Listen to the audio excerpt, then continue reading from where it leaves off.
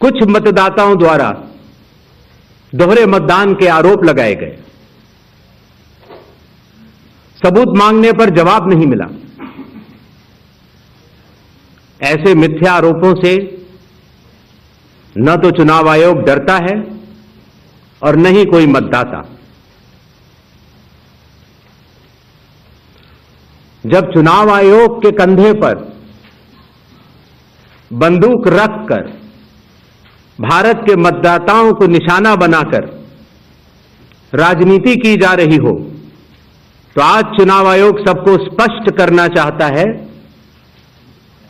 कि चुनाव आयोग निडरता के साथ सभी गरीब, अमीर, बुजुर्ग, महिला, युवा सहित सभी वर्गों और सभी धर्मों के मतदाताओं के साथ बिना किसी भेदभाव के चट्टान की तरह खड़ा था, खड़ा है और खड़ा रहेगा।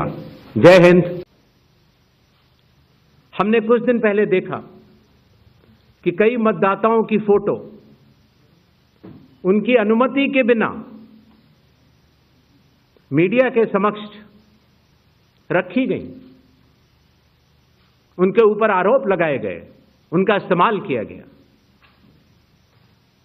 क्या अपनी माताओं, बहुओं, बेटियों सहित किसी भी मतदाता की सीसीटीवी वीडियो चुनाव आयोग को साझा करनी चाहिए क्या? मतदाता सूची में जिसका नाम होता है वही अपने प्रत्याशी को चयनित करने के लिए वोट डालता है। लोकसभा के चुनाव की प्रक्रिया में 1 करोड़ से भी अधिक कर्मचारी, 10 लाख से भी अधिक बूथ लेवल एजेंट्स,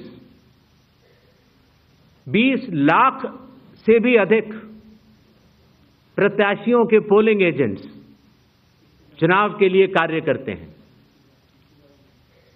इतने सारे लोगों के समक्ष इतनी पारदर्शी प्रक्रिया में क्या कोई भी मतदाता वोट की चोरी कर सकता है?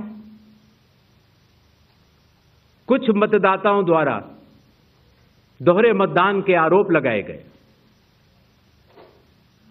सबूत मांगने पर जवाब नहीं मिला। ऐसे मिथ्या आरोपों से न तो चुनाव आयोग डरता है और न ही कोई मतदाता। जब चुनाव आयोग के कंधे पर बंदूक रखकर भारत के मतदाताओं को निशाना बनाकर राजनीति की जा रही हो, तो आज चुनाव आयोग सबको स्पष्ट करना चाहता है कि चुनाव आयोग निडरता के साथ सभी गरीब, अमीर, बुजुर्ग, महिला, युवा सहित सभी वर्गों और सभी धर्मों के मतदाताओं के साथ बिना किसी भेदभाव के चट्टान की तरह खड़ा था, खड़ा है और खड़ा रहेगा। जय हिंद। सबसे बड़ी मतदाता सूची हमारे पास है, लगभग 90 करोड़ से 100 करोड़ के बीच में। सबसे बड़ी मतदाता सूची, सबसे बड़े चुनाव कर्मियों की फौज, सबसे ज्यादा मतदान करने वाले लोगों की संख्या, और इन सब के समक्ष, सारे मीडिया के समक्ष ये कहना कि अगर मतदाता सूची में आपका नाम एक बार और है तो आपने 2 बार मतदान किया होगा और कानूनी अपराध किया होगा, और मेरे सारे मतदाताओं को अपराधी बनाना और चुनाव आयोग शांत रहे, संभव नहीं। हलफनामा देना होगा या देश से माफी मांगनी होगी, तीसरा विकल्प नहीं है। आपके माध्यम से मैं यह भी कहना चाहता हूं, अगर 7 दिन में हलफनामा नहीं मिला तो इसका अर्थ ये सारे आरोप निराधार हैं और हमारे मतदाताओं को यह कहना कि वो फर्जी हैं, इसके ऊपर जो भी इस बात को बोल रहा है उसको माफी मांगनी चाहिए। महाराष्ट्र में वोटर लिस्ट बढ़ी, समय रहते जब ड्राफ्ट सूची थी तो दावे और आपत्ति क्यों नहीं जमा कराए गए? जब रिजल्ट निकल आया तब याद आया कि ये गलत था और एक भी मतदाता का नाम सबूत सहित आज तक चीफ इलेक्टोरल ऑफिसर महाराष्ट्र को नहीं मिला। चुनाव हुए 8 महीने हो गए। महाराष्ट्र में क्यों नहीं उच्चतम न्यायालय में चुनावी याचिका दायर की गई? फिर एक बात यह कही गई कि आखिरी घंटे में इतना मतदान कैसे?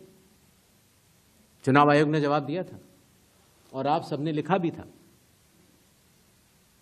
कि अगर 10 घंटे मतदान होता है तो हर घंटे 10% का औसत होता है। आखिरी घंटे में 10% से कम मतदान हुआ। तो ये बात कैसे कही जा रही है? ऐसा नहीं होता कि किसी भी बात को अगर आप 10 बार बोलते रहें, 20 बार बोलते रहें तो सच हो जाए। सच सच होता है और सूरज पूरब में ही उगता है, किसी के कहने से पश्चिम में नहीं उगा।